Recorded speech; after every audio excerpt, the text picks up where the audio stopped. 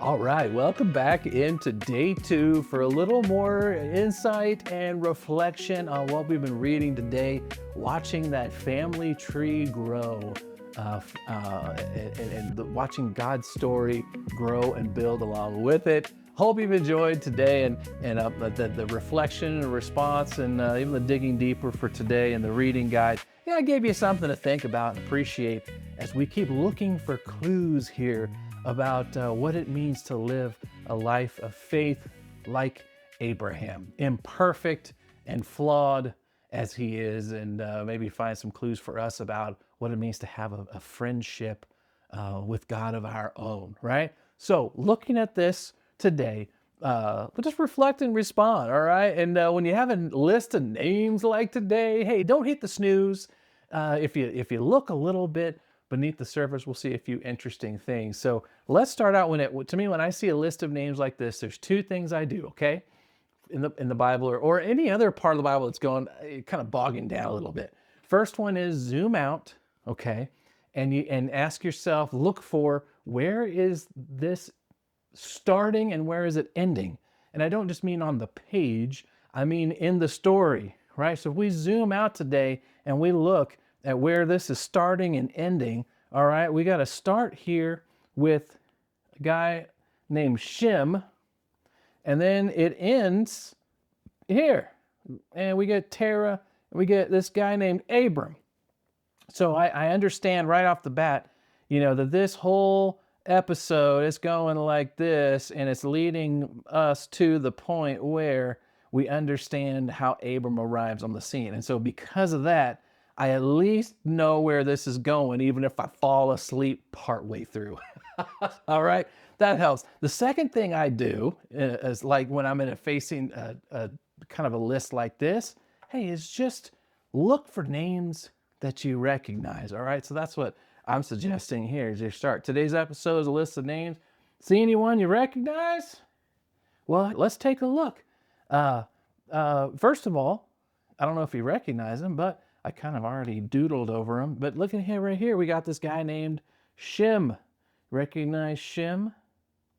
If you're familiar with the story of Noah and the ark, you may recall that Shem is one of Noah's sons. Noah had three sons: Shem, Ham, Japheth, and Shem is one of those sons. So this story of the family tree we're getting here is taking us from the great flood and the aftermath of it all the way to Abram's life, okay?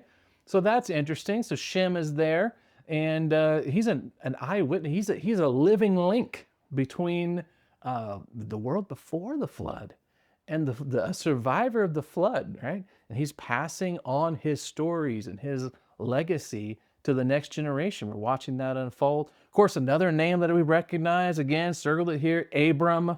Abram, also known as Abraham. He's the main guy of our story.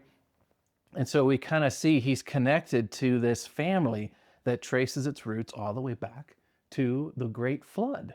That's pretty interesting. There are also a couple other names here that if you don't recognize them, you don't want to miss them. All right, and one of those is Eber. All right, so if we take a look here there's my digging deeper section. You may have seen this, but Eber right here, Eber. Okay, Eber is many people think that Eber is where the Hebrews end up getting their name. Like Eber is like their, early ancestor. In fact, a couple chapters from now in Abraham's story, he's going to be called Abraham the Hebrew. Not everybody is locked into this idea, but it's a possibility.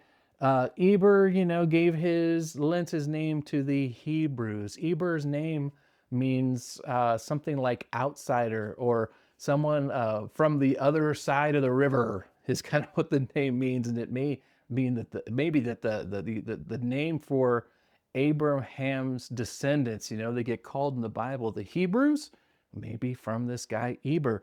Another name that you want to recognize here, if you haven't already, is this guy named Peleg. Not peg leg, not a pirate. It's Peleg.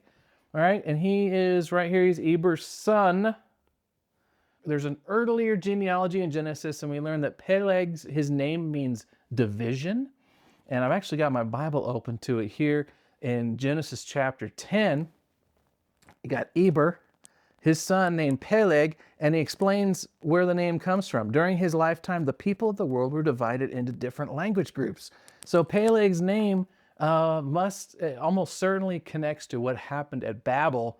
And so that also kind of gives us a little anchor here as we're looking for the timeline, how all this fits in.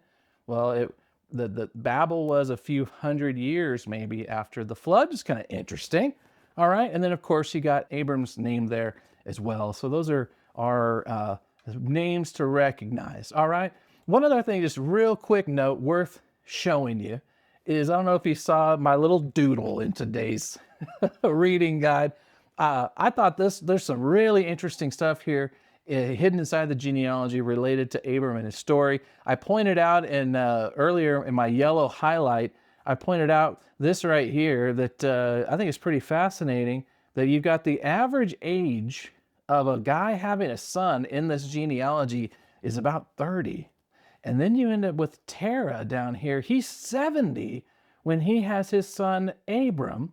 And so this tendency to have a son late in life is something that Abram himself is going to experience. And you wonder, does that mess with his head at all? Now, Abram doesn't have a son till even later. We're going to see he's not 70. In fact, he's even older. And so maybe you just wonder, man, is that messing with Abram's head a little bit? I thought that was interesting.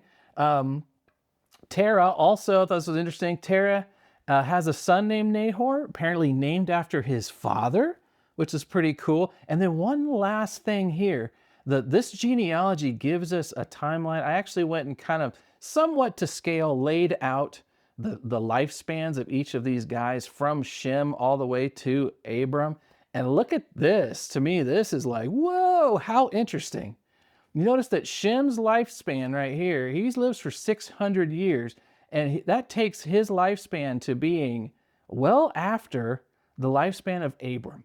And so we think of these guys, I mean, they lived for a long time, but Abram, imagine that, could have heard firsthand stories about life before the flood and life on the flood from his great-great-great-great-great-great-great-grandfather Shem.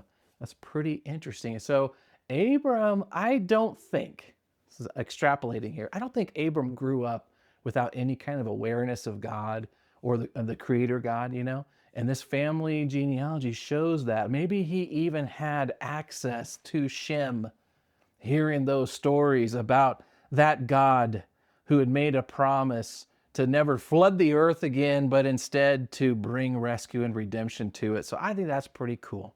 So there's some extra little bonus insights for you. And as you think about today, I leave you with this thought, all right? Think about the question of legacy. Legacy, and maybe contrast in your mind, all right? Think about how Babel defined legacy and how legacy is being defined here in this list of names. How is it alike? How is it different? And how might that influence your own thinking about how to live a legacy and leave a legacy for the generations that come behind you, especially as it relates to living a life of faith? It's worth thinking about. Enjoy. We'll see you tomorrow.